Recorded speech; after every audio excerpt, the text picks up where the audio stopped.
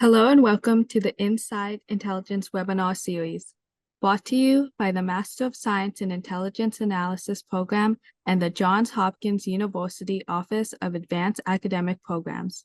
Today's event features a discussion on intelligence, liaison, and foreign policy, the hidden link.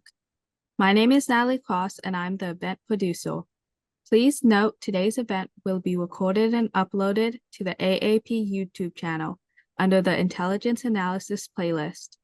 During the program, if you have any questions, please feel free to use the Q&A function and we will answer as many questions as possible during the latter portion of the event. With that, I will turn over the presentation to our moderator, Dr. Michael Ard, Program Director for the Master of Science in Intelligence Analysis program. Thank you very much, Natalie, and welcome everybody to our Inside Intelligence program today. We're very happy to have Diana Bolsinger with us, who will discuss the interactions and exchanges between intelligence services. Diana's current project, No Permanent Friends, How Secret Intelligence Ties Broke the U.S.-Pakistani Relationship, analyzes how Washington's secret intelligence liaison programs in Pakistan shape the overall bilateral relationship. An assistant professor in the Department of Criminal Justice and Security Studies at the University of Texas, El Paso, Diana is a former director of UTEP's Intelligence and National Security Studies graduate program. Her research examines how Washington's clandestine security relationships historically have impacted U.S. policymaking. Prior to joining UTEP, Diana served in various intelligence community leadership roles, including assignments in South Asia, the Balkans, Northeast Asia, and Washington, D.C. She holds a PhD in public policy from the University of Texas at Austin's LBJ School of Public Affairs. Diana, welcome. Thanks for being with us today. Thank you, Michael. And thank you, too, to the members of the audience. Today, I'll be talking about intelligence liaison, cooperation between intelligence services from different countries, and how it impacts U.S. relations with other countries, especially in the global South. I suspect we have a few former intelligence officers with us today who've already been there. You've seen how your work with foreign counterparts shifted the reality on the ground. My goal today is to put your experiences into a wider context and to give the rest of our audience insights into a very different side of international relations than what you'll read about in a textbook. I'm going to break down my discussion of how U.S. clandestine ties impact our foreign policy into three parts. First, I'll review how intelligence liaison works and why it's so important in today's international scene. Second, I'll discuss the reasons why leaders around the globe seek out ties with U.S. intelligence agencies.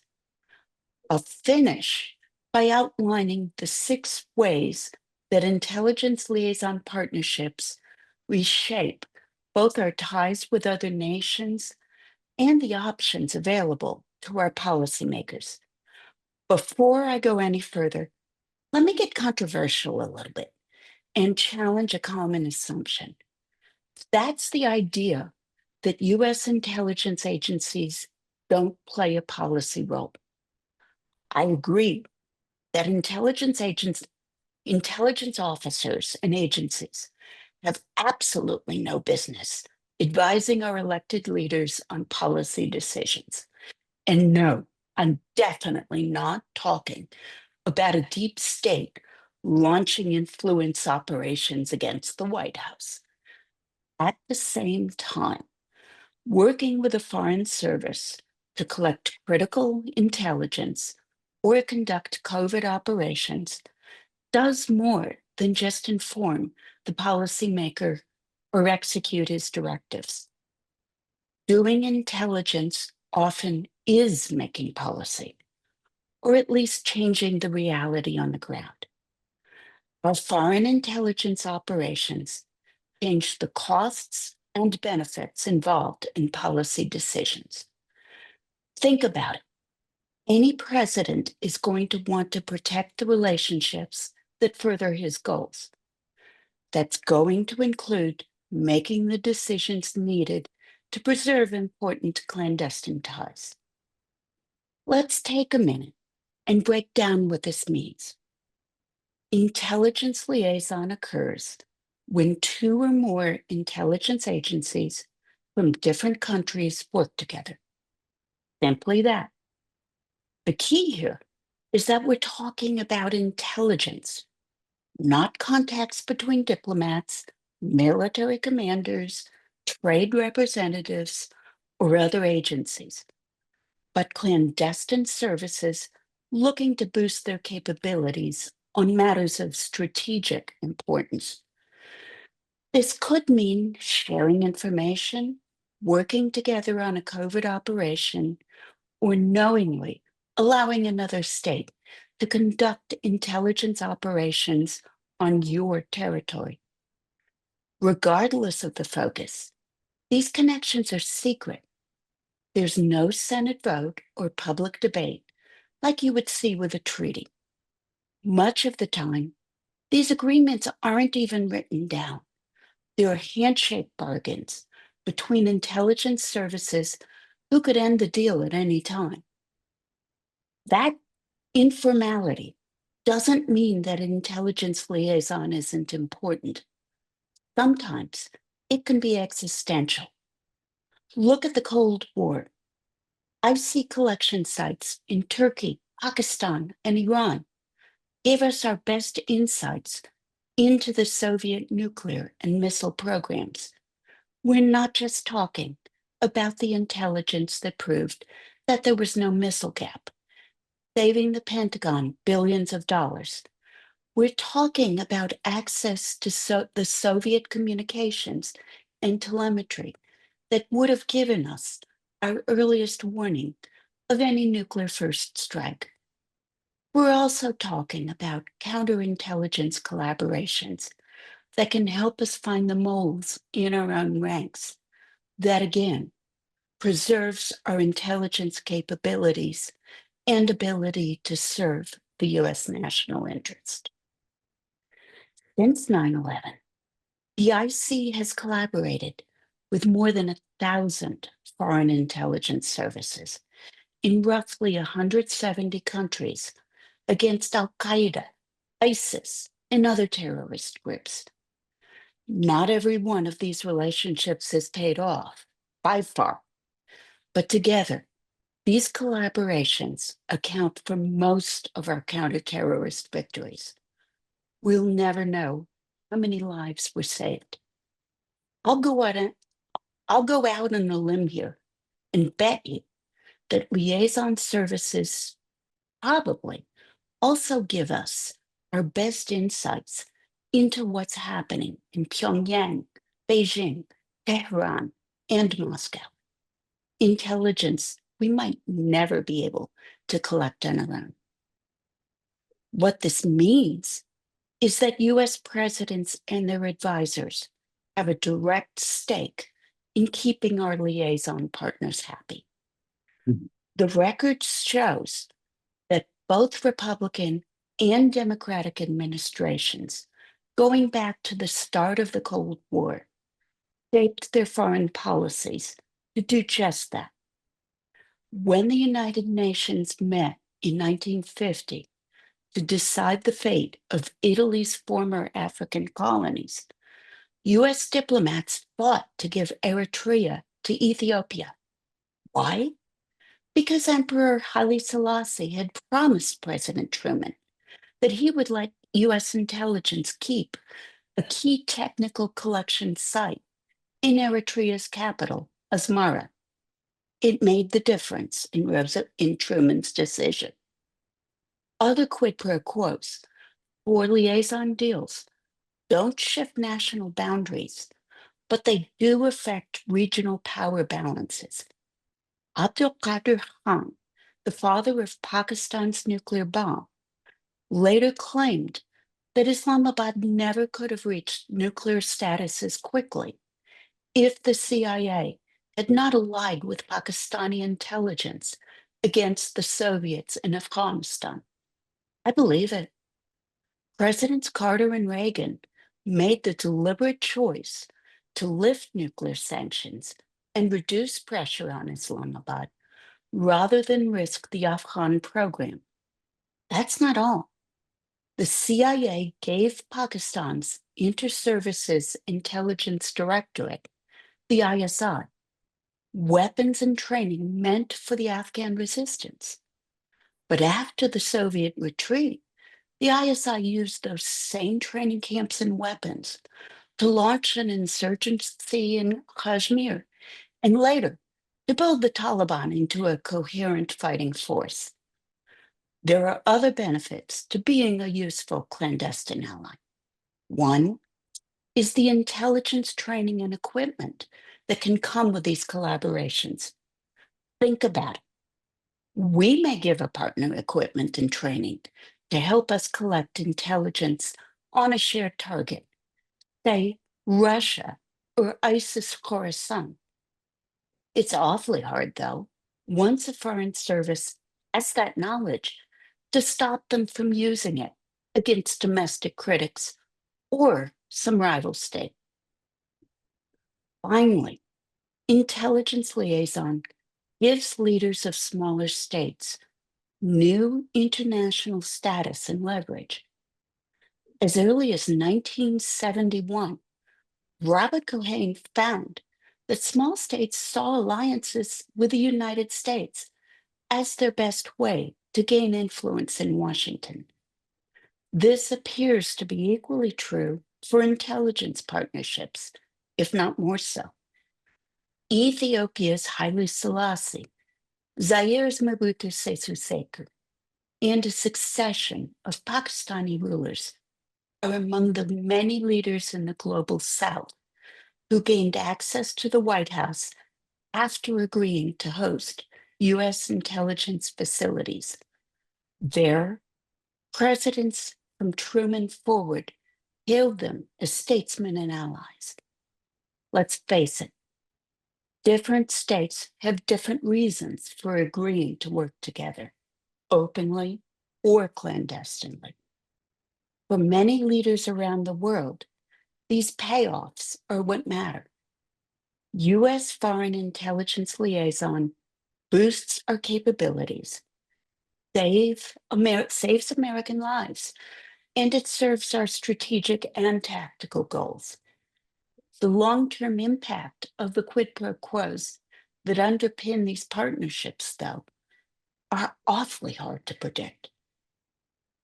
I'll finish by pulling this all together with a quick look at the 6 broad areas where U.S. foreign intelligence ties can impact our overall foreign policy. First, our political leaders often tailor their foreign policies to protect liaison relationships. When a nation becomes a U.S. intelligence partner, it becomes more important to our national interests. The impact of these liaison equities may be small in relationships where we already have strong ties. Think of Germany or the UK. Intelligence liaison can make a major difference with countries where we lack other common interests and history. Second, contacts between intelligence services can be the first step towards expanding relations between nations. Think of the US relationship with Israel, which was actually quite distant until the CIA and Mossad began to collaborate against the Soviet Union. We can include crypto diplomacy here, using intelligence officers and networks to pursue policy goals.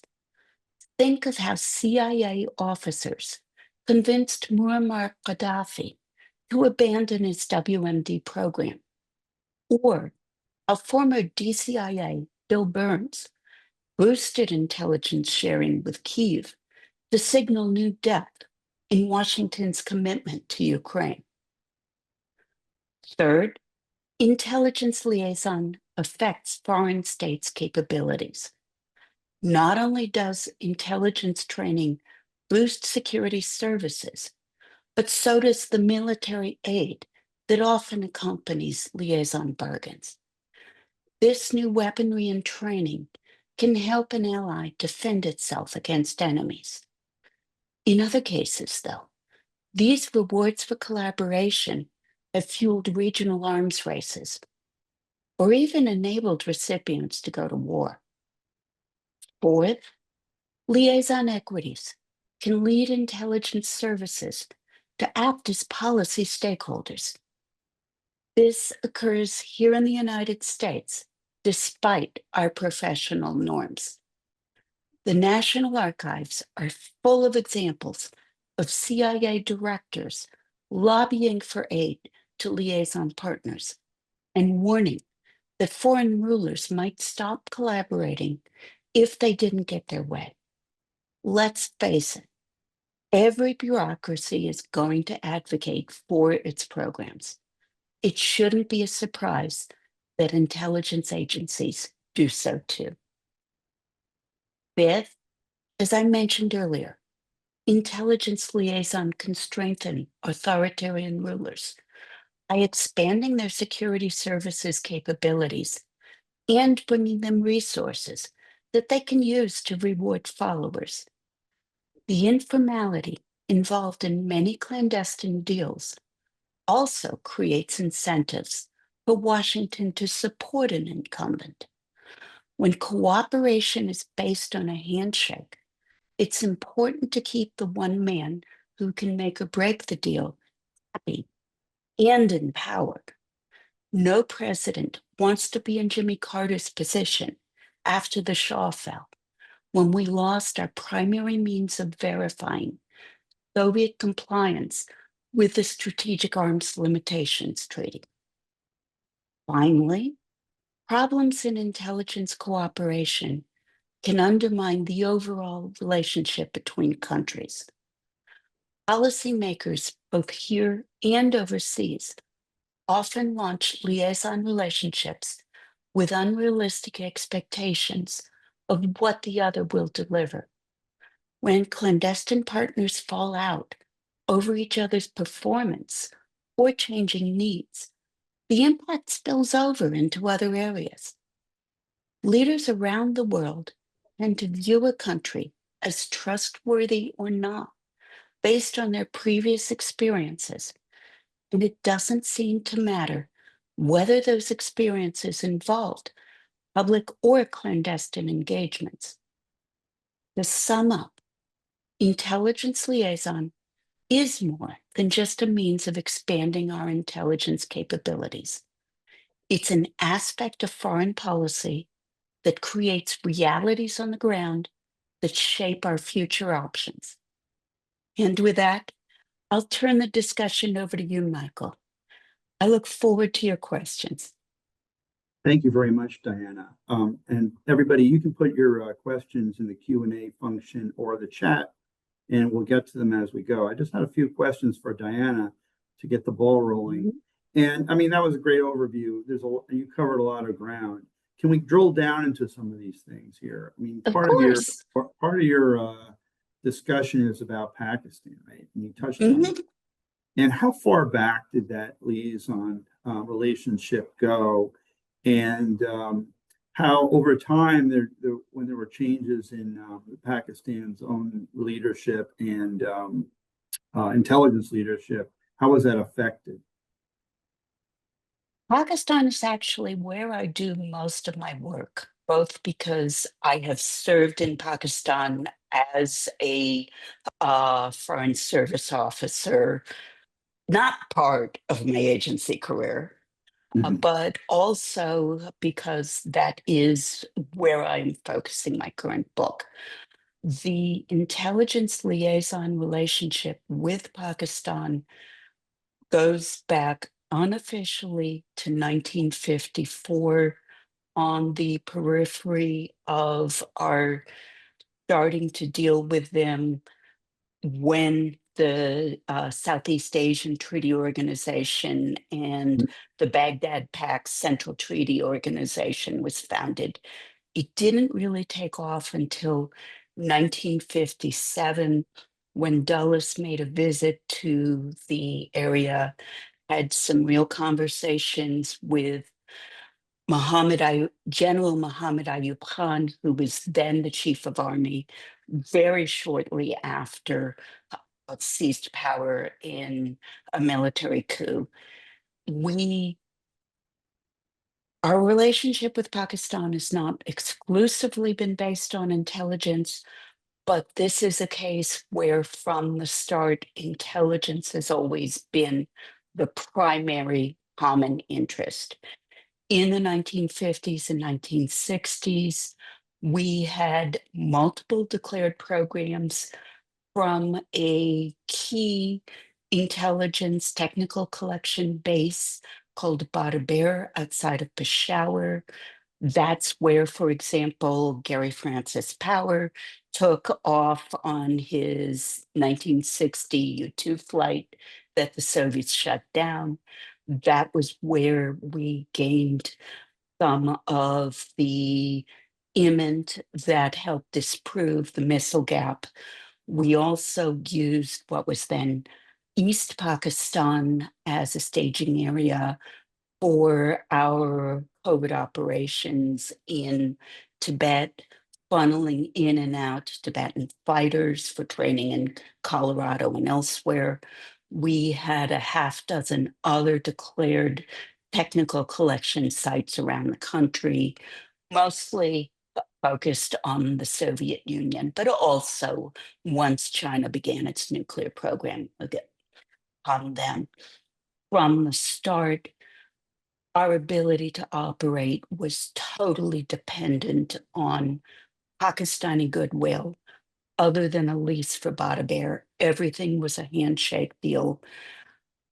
Ayub Khan repeatedly shut down our operations to try to strong arm us to affect our policy, everything from trying to stop our delivering arms to India when their tension started with China, trying to shut down our bases in 1965, trying to get us to come into their war with India, when President Johnson instead stayed neutral, put an arms embargo against both countries.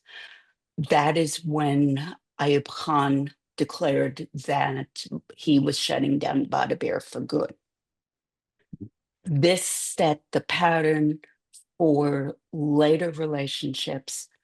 Every single clandestine relationship we have had with Pakistan, from the Nixon-Kissinger White House operation with then President Yahya Khan opening to China, the Soviet operations against the Soviet Union in the 80s, and our post 9/11 collaboration has followed the same pattern.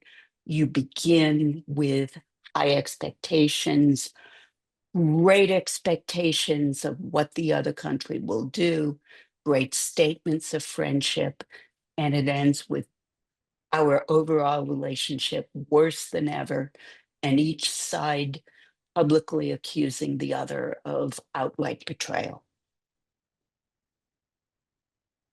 Where do you see this? I mean, a lot of it has to do, doesn't it, with the vicissitudes of political change in Pakistan. Yes. I mean, and which has been frankly on a pendulum swing since independence, between democracies and authoritarian governments, and authoritarian democracies and reforming government. Right. I mean, it's had all the different varieties. Where have we had the most success with Pakistan in terms of like their over the years, and why did is that, would you call it during was it during the 80s when we began the operations in Afghanistan? I would say the absolutely most successful would be the first 5 years of our collaboration back in the 1950s and early 60s with clean slate, fresh hopes on both sides. The collaboration during the 1980s absolutely positively had elements of super collaboration, but frankly, we had overlapping interests. We also had divergent interests. We wanted the Soviets out and didn't focus nearly enough on the future of Afghanistan. Pakistan wanted the Soviets out, but they also wanted a future Afghanistan that would be their ally and support their interests in the future against India. When we have clear overlapping mutual interests, we can work together quite well. What brings us down every single time is, and this is on both sides, I'm pointing fingers at us as much as in Pakistan. We go into these relationships expecting that an alliance means we share the same goals. Actually, an alliance means we both see this program can serve our interests. We need to take a hard look at what are the what are the interests the other sides are doing? Are they compatible? How do we stay on the same wavelength? And how do we minimize Mhm. friction? Right. Is it a case of where you're, as a former diplomat, you know the phrase, you know the expression clientitis. So the intelligence services also suffer from this in defending their liaison relationships. There is clientitis, there's no question. I absolutely remember it in the 80s. I'll confess, I also spent some time on the Afghan task force working on this program. Mhm. And there is no question there has been clientitis. However, I would also say if you look at the declassified record, in general, the CIA and US intelligence services have been much more clear eyed about Pakistani goals and interests and activities than our political leadership. Presidents have a habit, I mean, for example, look at Ronald Reagan's relationship with President Ziaul Haq. Reagan absolutely believed Zia was not just his friend, but a man to admire. Look at the record, including even some of the handover documents that Stephen Hadley has published from the second Bush administration, how they look at Musharraf and the ISI's interests, etc., that they tend to believe their ally is their friend because their ally tells them so. They're politicians, they trust their own gut instincts, they believe in their policies, and they don't necessarily pay attention to the intelligence. Where has it been, if you can answer this question, the most difficult areas for us to develop effective liaison alliances? I would say areas, two things. One, there has to be a common interest. Both sides need to have a reason to collaborate. The reason for us primarily is intelligence. We have a global scope of our interests. For other countries, it has to be an interest. And frankly, a lot of the time, it's not our interest. We may go in wanting to go initially against Soviet influence. I personally doubt back in the 1970s that they, and I'm picking this at random, not talking about any intelligence ties. I personally doubt the Central African Republic's leadership's top concern in the 1960s was the Soviet Union. Their concern was getting the money, the assets, weapons, etc., to ensure their own survival and progress. If we were to build a liaison relationship with them, or I'll make up a country, say, Friendistan, that may be safer, Friendistan. If Friendistan doesn't share our intelligence goals, they are going to need to be paid for their efforts. And the more they know we really, really want what they have to offer, the more they're going to demand.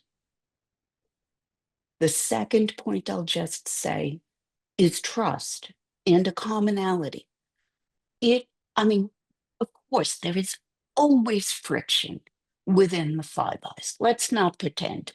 We are 5 different countries with 5 different set of interests. But we have had so many decades of building trust, of successes, of resolving our differences, speaking the same language, coming from some of the same cultural understandings. There's less to overcome than, again, a country with a very different historical legacy. You're going to have to work a lot harder to build that kind of trust. We have a bunch of questions now, and folks, please initiate your questions either in the Q&A function of the chat, and we'll get to them as we can. One thing, if you could write them simply, it helps, because I can't read and listen at the same time that well, but I'll do my best. One question is kind of long. I'm going to try to summarize this a little bit, Diana. Mm-hmm. But Sure. we and our listener asked about the problems we have with our adversaries, Russia and China, and what could we be doing more effectively in developing liaison relationships to counter incipient threats from, say, China against Taiwan, or of course what Russia is doing currently in Ukraine. Have we that we know of? Have we done enough? Mm-hmm. And is there more areas that can be explored where liaison might be assistant to us? Okay, the first caveat is it's been more than a decade since I have seen a classified document. And if I had seen a classified document on the topic, I couldn't talk about it. Right. That said, 2 things. One, don't forget both are countries where we constantly also have tried to build direct liaison intelligence relations. When the Iranian Revolution shut down our collection sites in Iran, we moved some of them to China, and this is public record. We have tried repeatedly to build counter-terrorist ties with Russia, and they have absolutely gone nowhere. But that, of course, would be the ideal, lay a groundwork for collaboration in other areas. Second, I absolutely take for granted that we are working to build liaison ties around the world to go after that. I would say look at countries that are not the ones you would think of, that are Mhm. not the ones, that necessarily border Russia or China, that are not the ones that are necessarily publicly identified as US allies. Quite possibly, you might want to look at countries that are closer to China or Russia, close trade allies, have lots of Belt and Road Initiative projects in there, have lots of economic contacts, cultural contacts, other areas where a liaison service could reasonably and logically, lots of visitors or businessmen or tourists hanging out in Moscow or Pyongyang or Beijing. And other than that, just simply can't go too far in this. I'll simply say be creative. And also, if you want more insights, go into the public documented record of what happened, say, in the 1960s, what kind of intelligence operations were taking place then, and then use your imagination to think how today's technologies might enhance that kind of operation. Great, good. Thank you for that. And it sounds like this is just a question of thinking more broadly about in terms of strategy, and also Mhm. about where expats are, what countries, Exactly. right? Mhm. Another question we have, and this goes back to the back to Pakistan, and the question about Mike Mullen, who was the chairman of the Joint Chiefs of Staff, had Pakistan as part of his portfolio. Um, Probably it was as much frustrating for him as anybody. Mhm. Oh, And yeah. one thing was, and the question is really about the relationship that ISI had with Al Qaeda and Taliban. And could you Mhm. say a little bit more about that, and what exactly can we say about that at this point? Okay. The ISI's relationship with Al Qaeda is an open question. I don't know. There is a lot of speculation and, would say, some real circumstantial evidence. If you look back to some of the declassified documents from the 9/11 investigations, it's very clear that in the 1990s, ISI was indeed protecting some Al Qaeda members in Pakistan. After 9/11, they helped us round up quite a few Al Qaeda members.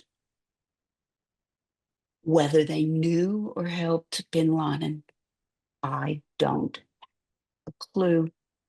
If I had to make a bet, my personal opinion is somebody in ISI did. But I don't have a clue. Are you talking a retiree? Are you talking mid-level? Are you talking approved from the top? There is absolutely no question on the flip side.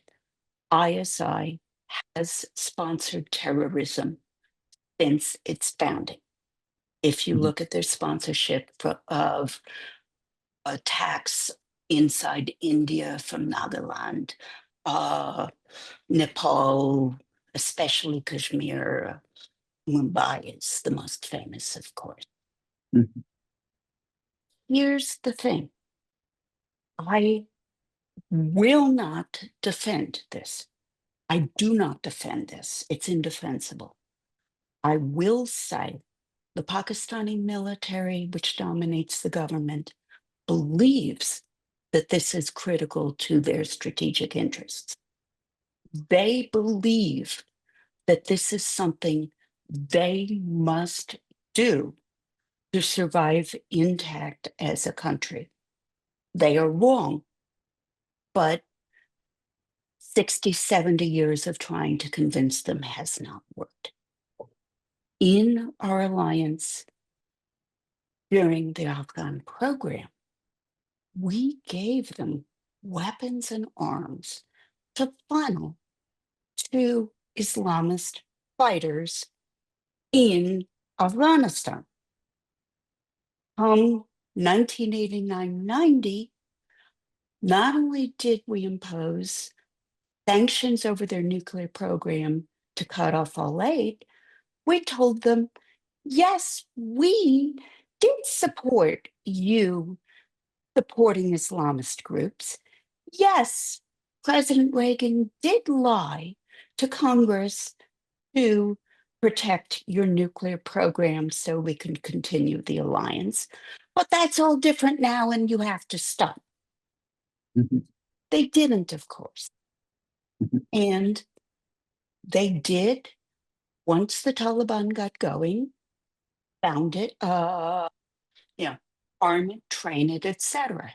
Same with boosting Kashmir groups. I saw that myself touring their portion Azad Kashmir. That Right. is real. And I could go on other than to simply say their continuation of the terrorist groups that support their interests, they did not see that as negating their cooperation with us against Al Qaeda, at least at the policy level. We most certainly do and continue to do so. Right.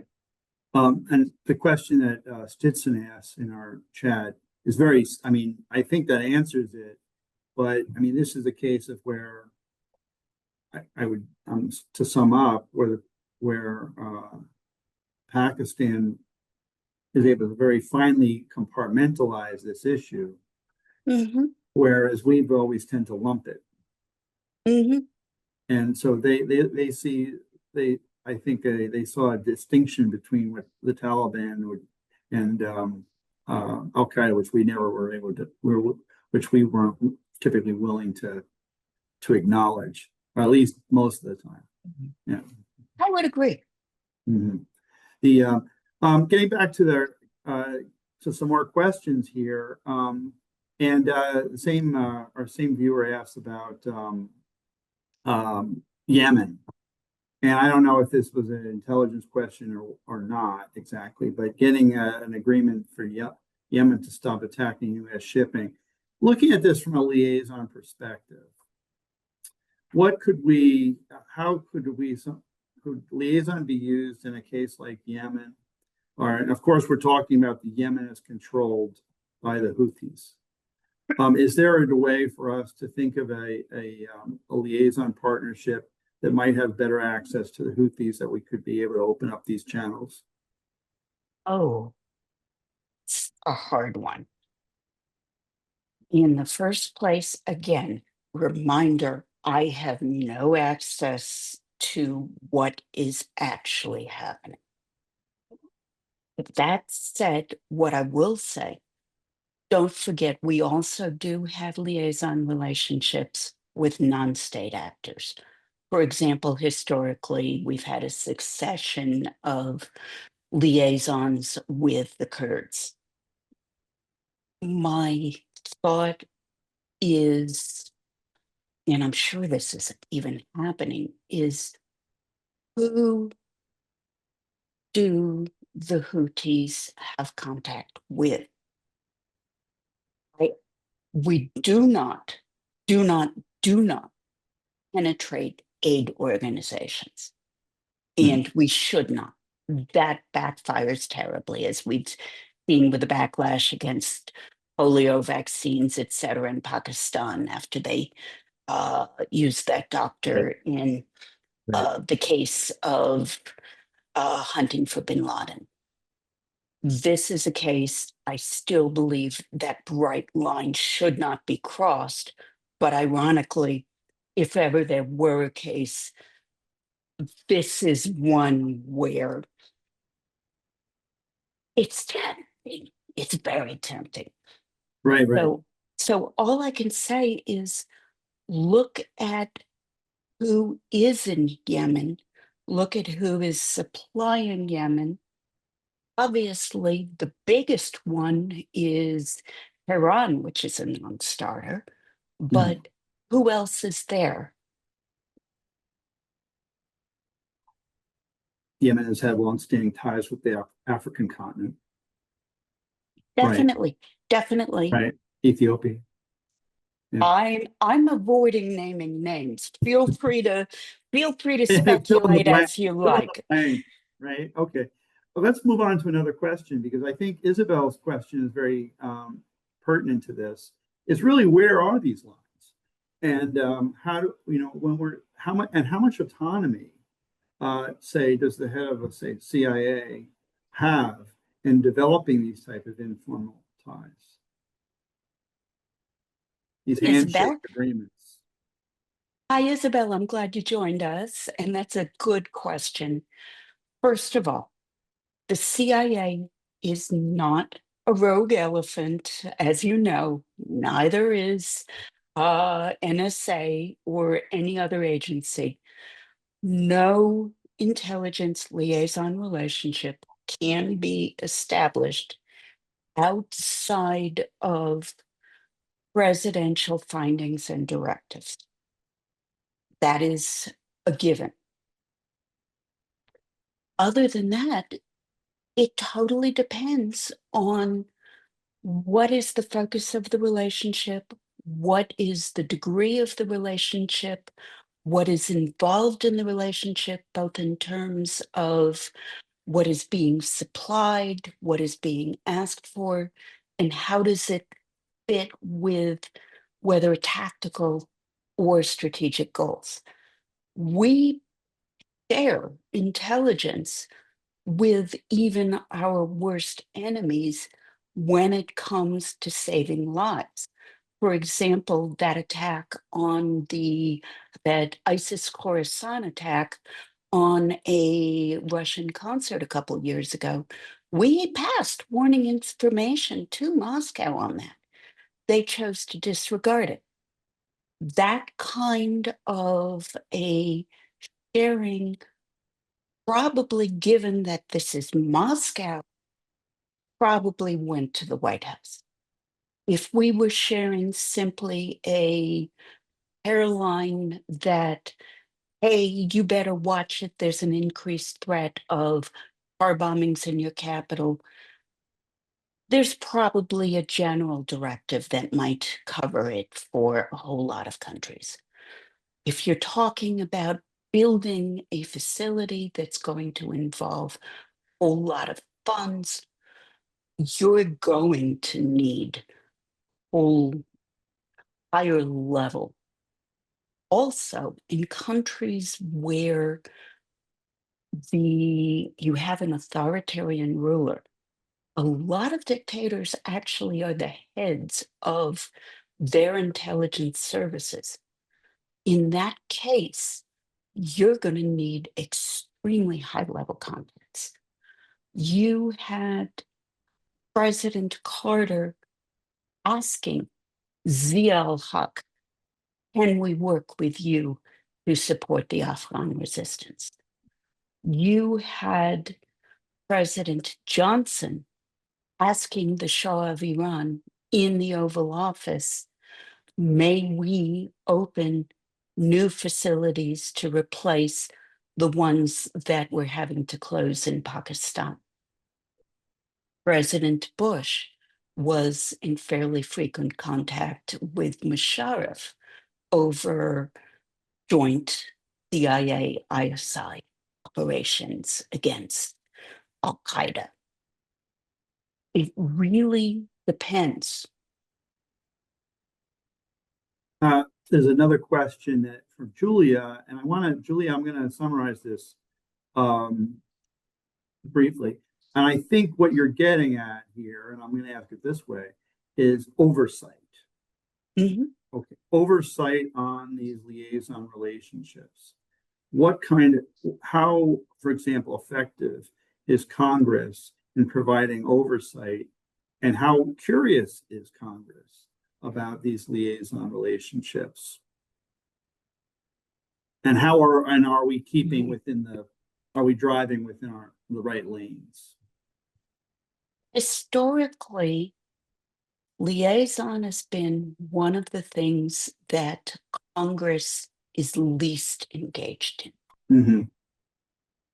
Absolutely the least. And also historically, this has been one of the areas that the IC has fought the hardest to stay vague and stay out of congressional oversight, mostly because of concerns, sources, and methods. And a lot of countries, one of the reasons why the liaison bargains are handshake deals is because they don't want written records that they're working with the United States.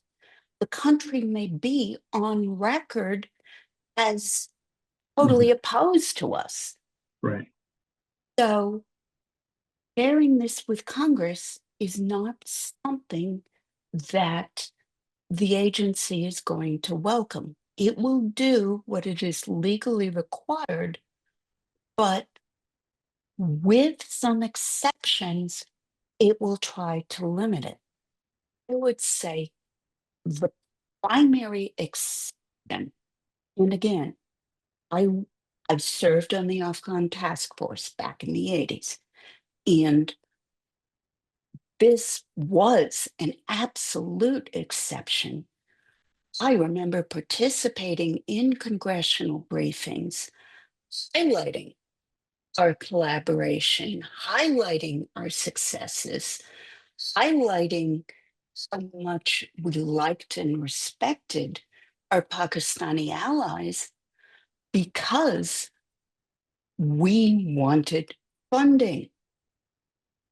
We wanted congressional support, money especially, but also, again, and this is a case where I will say intelligence equities came incredibly close to trying to shape policy. Mm-hmm. We did not want Congress to impose sanctions on Pakistan over their nuclear weapons program while we depended on Pakistan to get our weapons to the Afghan resistance.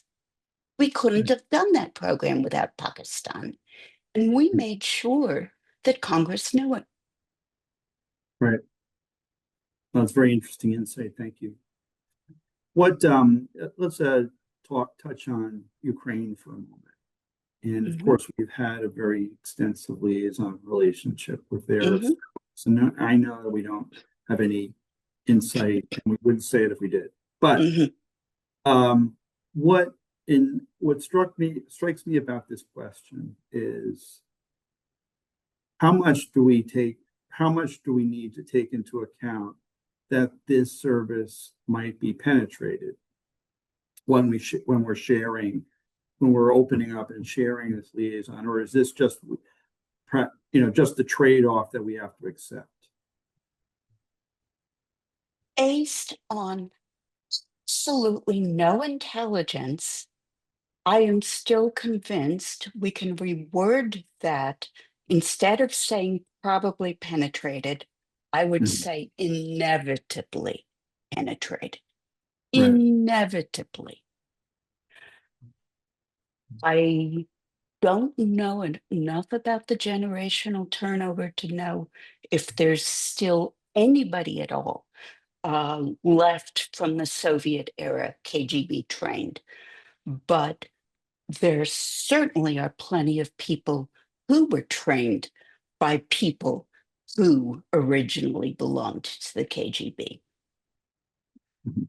What I would say is, of course, Any intelligence professional sharing intelligence with Kyiv is going to want to keep that in mind. But this is a case where policy is being set from the White House, and the White House trumps the CIA. If the White House wants to share something that, even if the agency warns that this might hint at sources and methods, Right. it's going to get shared.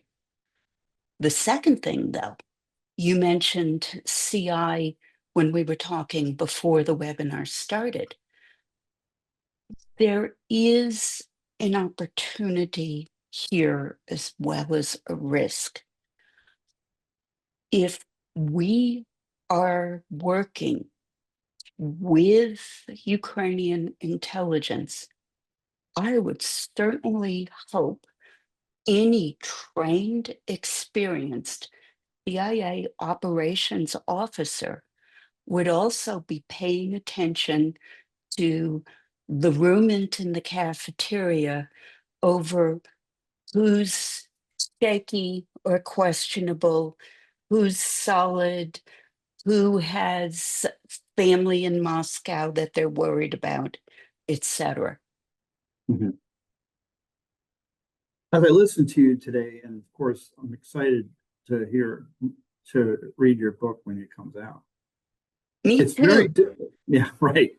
It is very difficult, and I think this maybe proves the case that if you think you know something about U.S. foreign policy and don't understand the intelligence liaison relationships, you don't know anything about U.S. foreign policy. Is that a fair statement?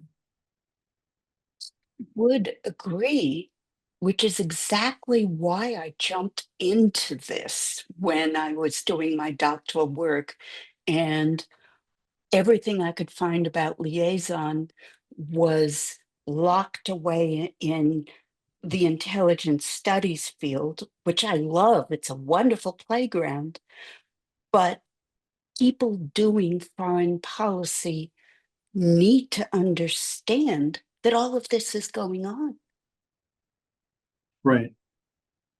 And by the way, what was that dissertation on?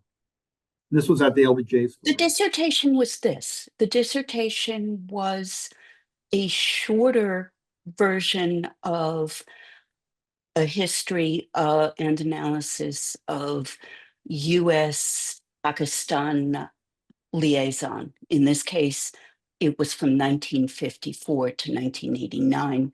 Now Mhm. I'm doing it 1954 Great. to the present Right. and using it to build a lot more theory. Well, this has been a great discussion. And Diana, we'd like to thank you very much for coming with us today. We wish you best of luck on your manuscript. We learned a lot. And we look forward to seeing you again soon. Thank you for being with us on Inside Intelligence today. Thank you so much. It was a pleasure. And everybody, I know that who follows us, keep an eye out for some upcoming programs where we'll be talking about nuclear weapons and also about an epidemiologist who will look at intelligence failures from his perspective. So keep an eye out for these programs coming up for the rest of the year. And for that, we'll be signing off. And thanks again to our producer, Natalie, who has been driving these programs for us and a big part of what makes these happen.